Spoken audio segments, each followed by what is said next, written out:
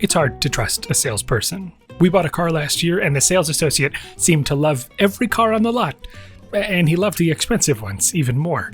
So were all those cars actually great? Or was he just trying to make a sale? And was he flat out lying to us about how great these cars were? Or was he just biased because he's aligned with the Toyota family?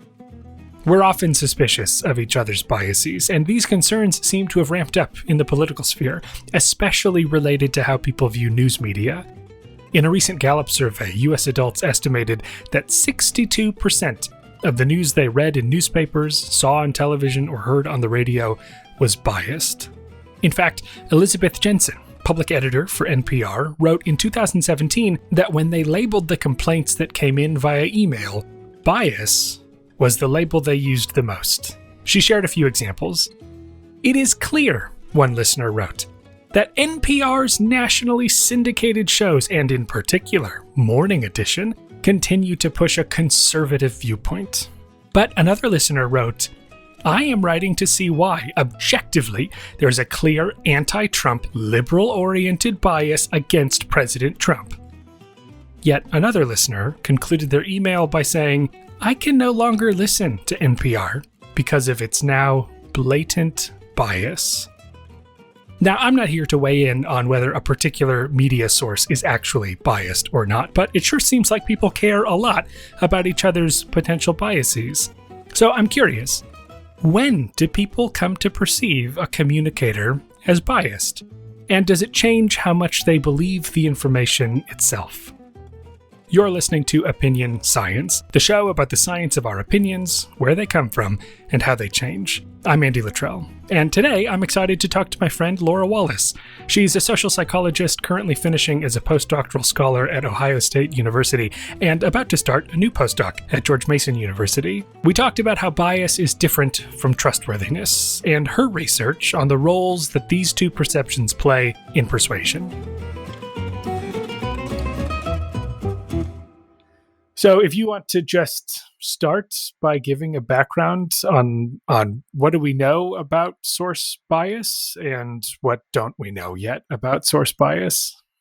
Sure. So a lot of my work looks at when we see other people as biased and what are the consequences when we see another person as biased. And when I say source bias or seeing someone as biased, I mean that people perceive that person as having some sort of slanted opinion, usually because they're motivated to view things in a particular way. So you can think about grandparents being motivated to view their grandchildren positively.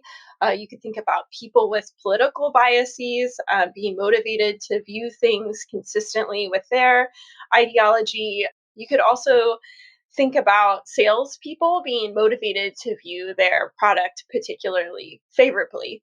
The work we've done on perceived bias has shown that perceived bias is different from trustworthiness or expertise. So, one thing I think is really interesting and important is that you can actually perceive someone as biased without necessarily thinking that they are dishonest or inexpert. It's just that they're viewing things a bit differently than what you think the truth is. So you can think about the grandparents example again, where we tend to think of grandparents as truthful. They're certainly highly expert. They know a lot about their grandchildren, and yet if you ask them, how's little Johnny at soccer, you know that you're probably going to get a skewed view of Johnny's soccer performance. What's interesting about source bias is that sometimes when we see someone as biased, it can make them less persuasive, but sometimes it can actually make them more persuasive.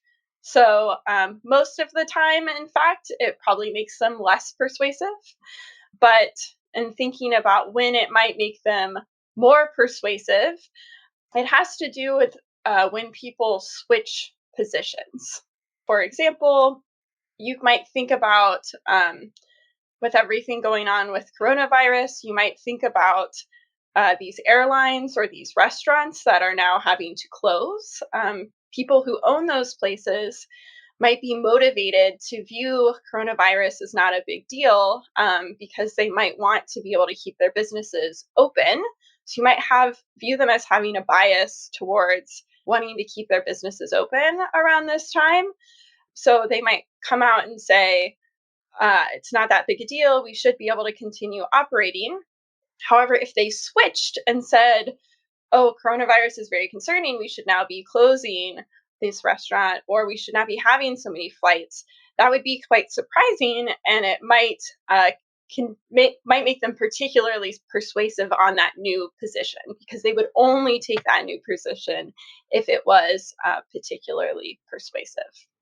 So I know that you've had trouble convincing the world about bias and trustworthiness being separate things. So this is a nice chance to like go on record and make the claim. So Yeah. in that case there with someone who switches their position, what is it about that signals bias that doesn't necessarily have to do with trustworthiness? Like Okay. Yeah. So what I'm actually talking about is, rather than an inference of bias based on switching, I'm talking about if you have the perception ahead of time. So a mm, consequence of perceived bias versus perceived untrustworthiness. So if I initially think you're biased um, on the issue of coronavirus, and initially you think it's not a big deal, and I think you have some bias on that issue, but you switch, then I'm particularly persuaded. What you're getting at, or what you're helping me point out, is actually initially perceiving someone as untrustworthy in this context does not have that same consequence. So if I think you're a dishonest person, it doesn't matter if you switch positions, because dishonest people switch positions all the time, and it has nothing to do with whether there are good reasons for that position or not. But if a biased person switches, it could only be because there is particularly strong evidence for that new position. and so that's what people are thinking, that if they go, I already thought you were biased in favor of whatever position you were saying originally, and now you're saying something else, I'm inferring that there's like a really good reason for you to have Yep. switched, right? And in some ways, I take that reason with more faith that you have a good reason to switch than I would have if I felt you were dishonest in the first place. Right? Yep. I just go, That's exactly right. is there in that way? Do you think that trustworthiness feels more like it's a trait? Like I'm picturing you as an untrustworthy person. And if I think you're untrustworthy now, you're probably always going to be untrustworthy. But if I think you're biased, it's specific to like this claim you're making. Yeah. So to some extent, there may be truth in that, sort of on average, that people think about trustworthiness as more of a trait like feature, and bias is more situation specific. However, in other work we've done, we've shown that people, when they initially perceive someone as biased on one topic, can carry that perception over even to unrelated topics. So, for example, someone might say that they are pro gun control, and then later we ask people if they think they have a biased position on chocolate, and they say yes if they thought the person was biased on the issue of gun control. Now, this only happens if we don't kind of remind them that those topics are kind of unrelated. Once we sort of remind people that gun control and chocolate don't have that much to do to each other, they don't carry the bias over. But without that reminder, they seem to. So it does seem that at times people do form this kind of general impression of bias, like you're just the kind of person who doesn't seem to need a lot of evidence for your positions. You're the kind of person who lets your motivations really color your perspective on things, rather than trying to take a more objective kind of stance. And you may be able to think of somebody who you think just always has a bit of a slanted view of things, like always is letting their motivations color their view more than other people who you might think are really trying to be reasoned and thoughtful and correct for their own biases. So in that way, if I think of someone as a biased person, it's not necessarily that I'm thinking they're always being biased by the same motivation. It's just I think they're the kind of person who lets their wants and needs color how they view the world.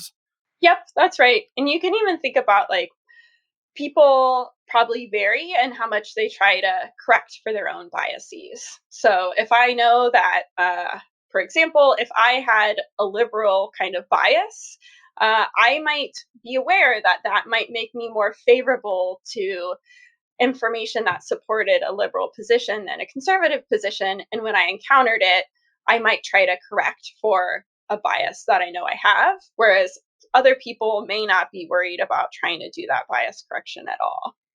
I think so. Bias is one of those terms that when I talk about it with students, for example, I realize psychologists have a kind of baked into their bones what bias means, and we kind of throw it around, and it totally communicates what we think we're talking about. But I think the general use of the term maybe isn't always consistent with that. So just kind of to unpack what bias is about and to see if we're on the same page. It's just kind of like I said before, if any goal I have or want or need I have is changing the way I view something. So probably most of the time you're talking about bias in terms of opinion bias, right? So if I'm hearing someone's opinion, for me to perceive that person as biased is me saying, well, the reason they have that opinion is really about something else that this person wants out of the exchange. Is that, would Yeah, you say that? I would say that's similar to how I think about it. The most straightforward, I think, way to think about it is that there is some truth value, there's some objectively correct thing. And we all have some sense of what that is. And our own senses of whether that is correct may be inaccurate or not. But if I have an idea of what's true and you say something that is very different from that, I'm likely to perceive you as biased because we're not agreeing on what I think the truth is. So, in some sense, if I think the correct, um, if I think, we could make it really concrete, like about distances, right? So, if I think the length of the park that we're standing at is 10 feet and you think it's 15 feet, I will perceive you as biased towards viewing the park as too long.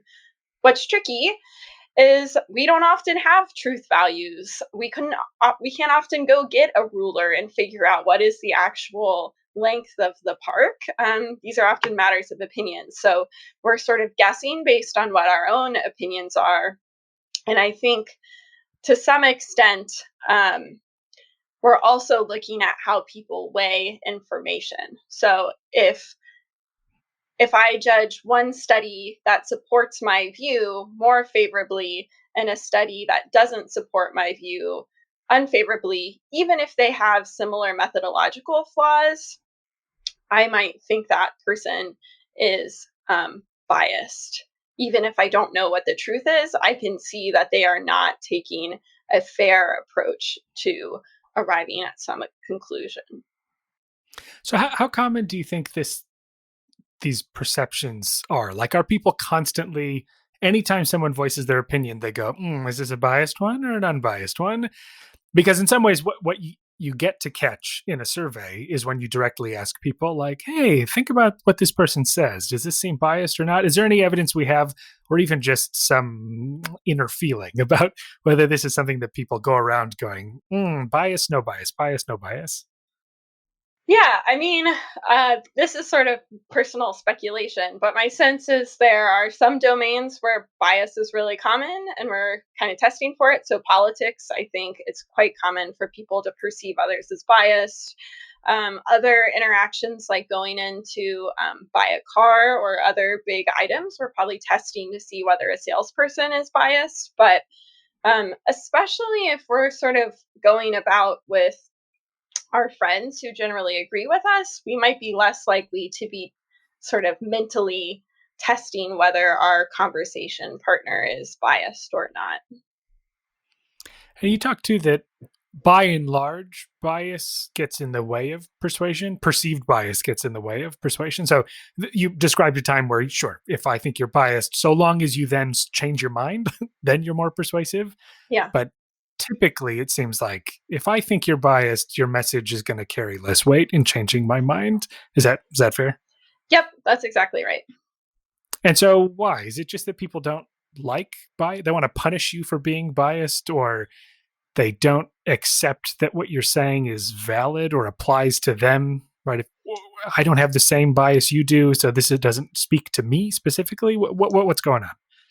Yeah, so I don't think it has to do with liking. So we've shown that at least in some circumstances, perceiving others as biased doesn't necessarily affect how much you like them. So, for example, in one study that we've done, we told participants about um, aid workers trying to figure out how to respond in the at the start of an Ebola crisis, and we had one aid worker who had served in a particular had done his Peace Corps in a particular region and was then advocating to send resources to that region. People tended to see that aid worker as more biased than aid workers who did not have personal experiences with particular regions that they were advocating get aid. Nevertheless, they liked all of the aid workers in equal amount. Um, but also, that aid worker who had the experience in the region he was advocating for was less persuasive. And I think that is because people are sort of saying, I don't think your opinion represents reality.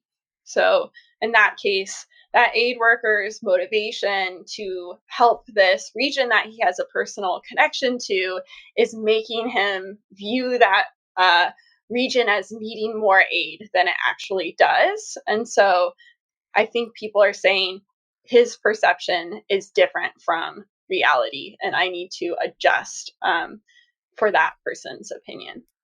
So I'm trying to think of how do you take this and give a reassuring message to people who are advocates for things they care about, right? Like there's the times or the people who are really strong advocates for an issue are probably the ones who others would think are biased when it comes to that issue, right? And so those just seem inextricably linked.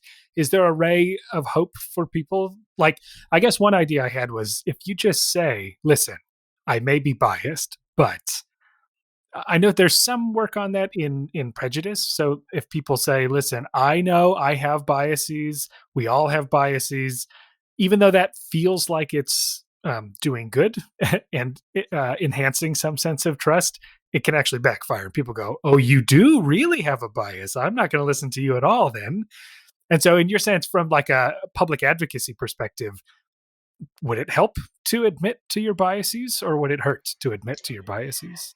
Yeah, that's such a good question. It's something that we're testing right now. So I don't have an empirical answer for you right now.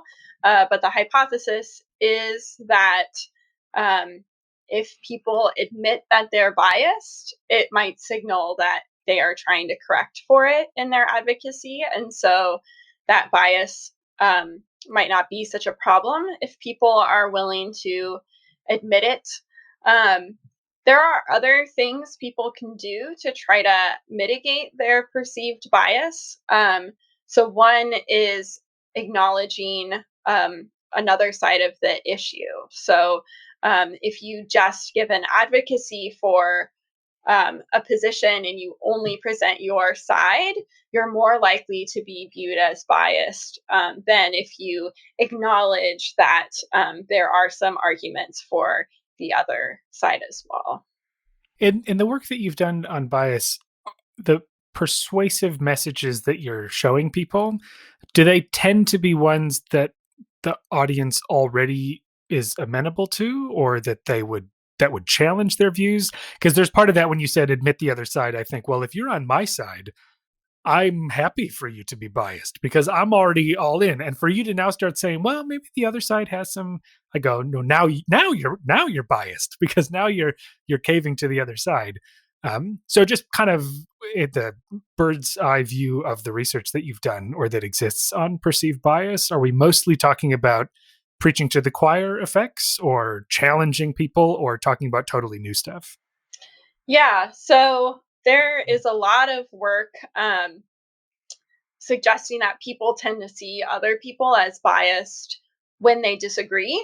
So that effect is certainly there, um, and well established for many decades at this point. The work that we've done has primarily used novel topics. So, topics for which people probably don't really have attitudes. So, in the study I was talking about with the Ebola outbreak, that was a novel situation where people wouldn't have had attitudes about how to allocate aid prior to coming into the study. We've used other topics like university policies of various sorts that people wouldn't come into the study um, with having opinions on those things. I think it's a really important question to try to understand more about how does perceived bias of the source play a role when people are coming into the study with previously held attitudes and either really strongly agree with the source or really strongly disagree with the source. But we don't have data on that right now. So that's a really important open question. Because you mentioned political domains before as being a place in which these perceptions of bias can be pretty rampant, but those are so juiced up with prior opinions that people are coming into it. You're either with me or you're against me. Um, and so Yes. I guess maybe you could speak to like in the wild. Surely this is all over the place, these perceptions of bias. And as you've been doing this research, have you become more aware of accusations of bias in the world?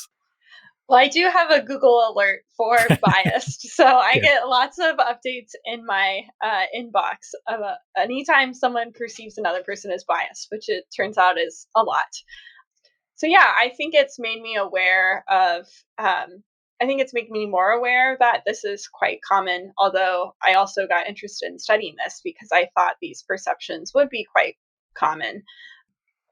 Related to the political domain, there is some work suggesting that, if we think about it, politics is a domain that's often moralized. There is some evidence suggesting that people are particularly likely to view others that disagree with them as biased when they see the issue as a moral one. So, if politics is a domain that people think of as particularly morally relevant, that could be one reason why perceptions of bias are so rampant in that domain. What is it about morality that inspires bias? If we can be Coke people and Pepsi people, and I could still think you're biased if you buy Pepsi instead of Coke. What is it if I moralize it? If that's like a part of my moral identity, why am I more attentive to your bias? Yeah, I think it may have to do with the idea that bias is really about, like, are we seeing the world the same? And if I think this is a moral issue, things just become much more black and white. And the degrees of what is correct and not correct are sort of narrowed in some sense. And so if you disagree with me on an issue that I think is moral, we just are not seeing the world the same. And of course, my way of seeing the world is the correct one. And so yours must be the wrong one, which you could only have reached through biased thinking. Hmm. So, is there any hope? Because, like, the premise of social psychology for 100 years has been people are biased, right? Like, we see the world the way we want to see it, and so there's no getting around that. And you said that you framed the conversation about politics not being able to see eye to eye through perceived bias. What's the hopeful message there for people? Yeah, so I think it's twofold. One is, as you point out, we all have biases, and that is just sort of a part of being human, is that we're prone to biases. So, of all the perceptions you have of others, seeing them as biased is really not as bad as seeing them as dishonest or even as stupid. Unfortunately, when people disagree with one another, we have some evidence that they not only see disagreeing others as biased, but also as dishonest or lacking expertise and stupid and dislikable. And I think those perceptions also feed um, people's inability to have conversations when they really disagree. And so the fact that we have shown that people can think about, can perceive others as biased without perceiving them as untrustworthy or lacking expertise or dislikable, I think is hopeful. Um, I'm interested in seeing if we can remind people like, hey, just because someone is biased doesn't make them dishonest. It doesn't make them an expert. It doesn't make them a bad person. And we all have biases. That's just a part of being a human. So if we can separate the perceptions and remind people that biases are a part of being human, I wonder if that is a way that we can try to open up dialogue across difficult conversations.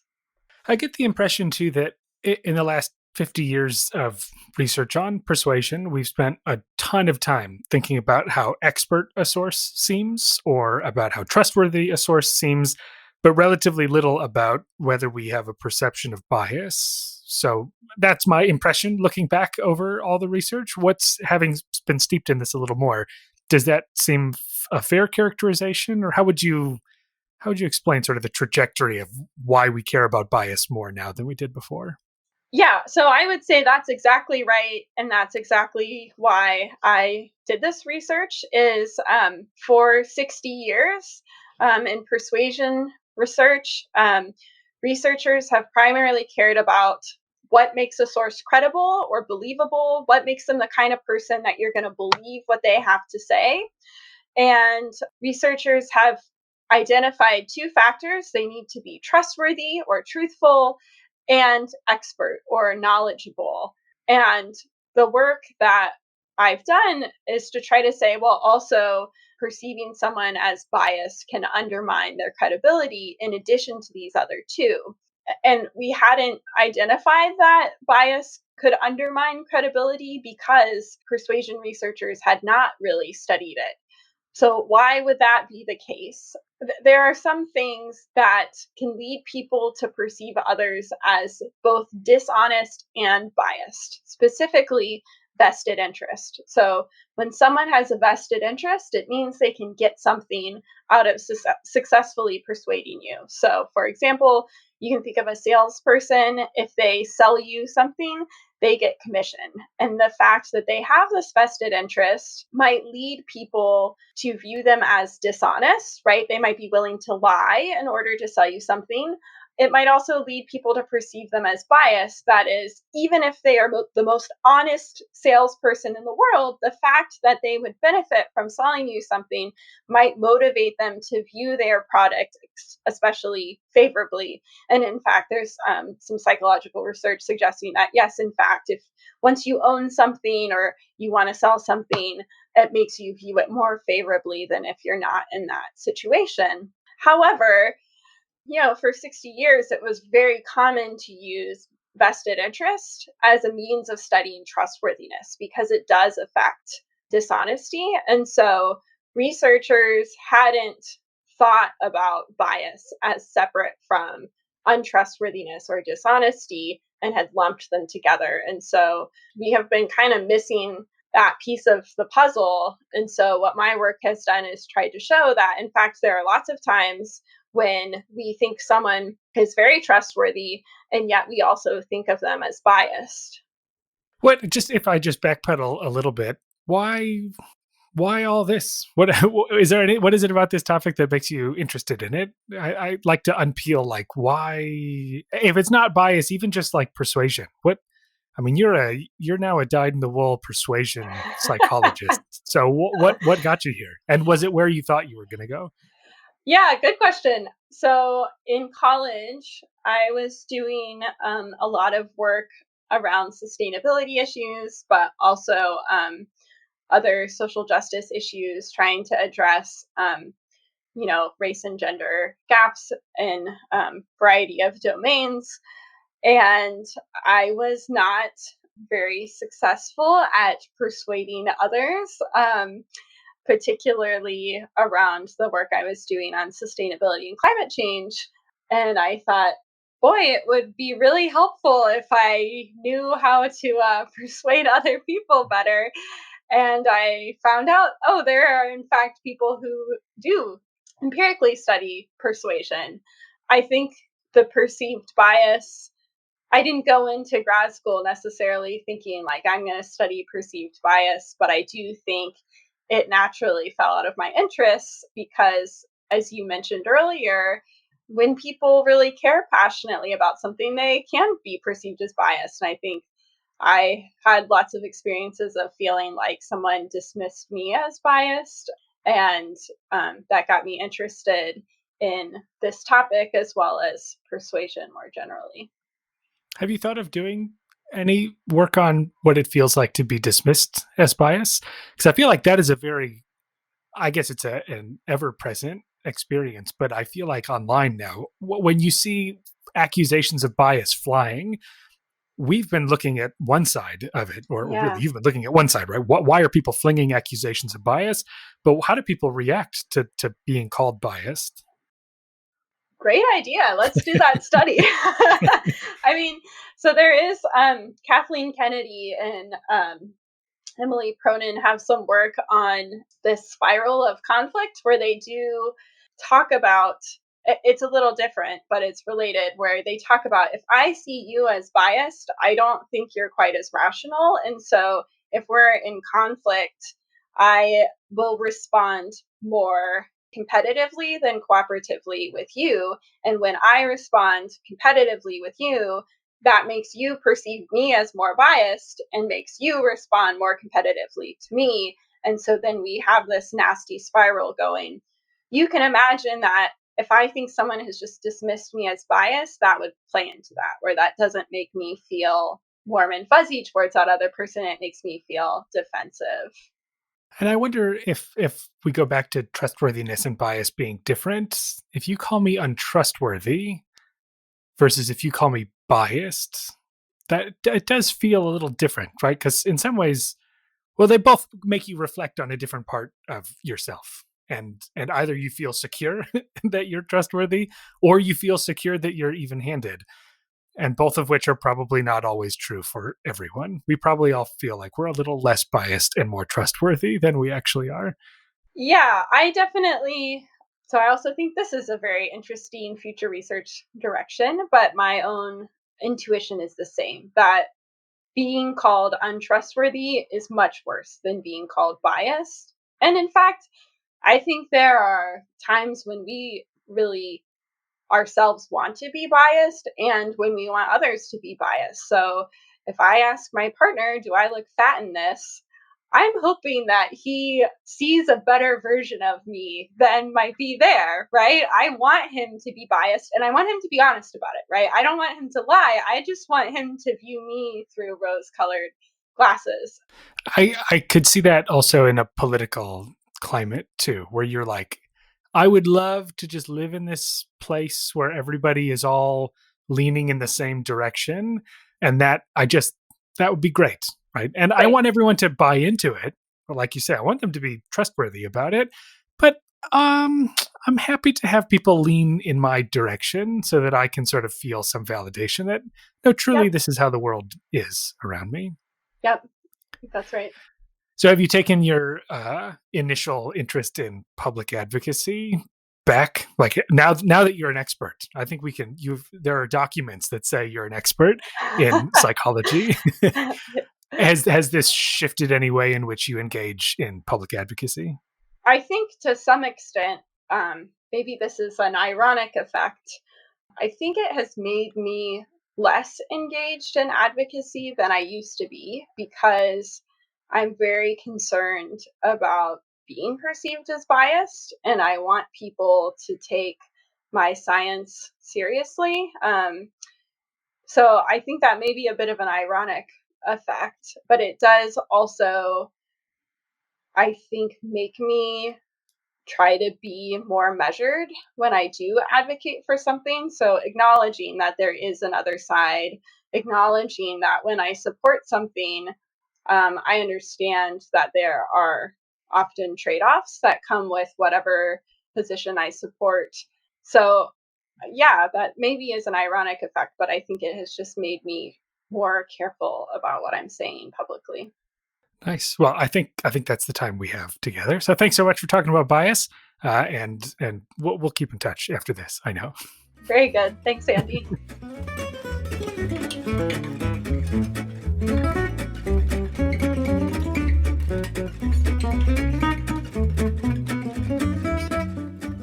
That'll do it for this episode of Opinion Science. Thanks to Laura for coming on, and to learn more about her work, check out the show notes for a link to her website. For more about this show, visit opinionsciencepodcast.com or follow us at OpinionSciPod on Twitter or Facebook. And this is officially episode 5, which, if you're keeping track, means that there are episodes 1, 2, 3, and 4 available. So go check those out if you haven't already. And, while you're already on Apple Podcasts, downloading the archives, might as well rate and review the show. Help people find us. Okay, I've run out of things to say, so I'll be seeing you here next time. Bye-bye.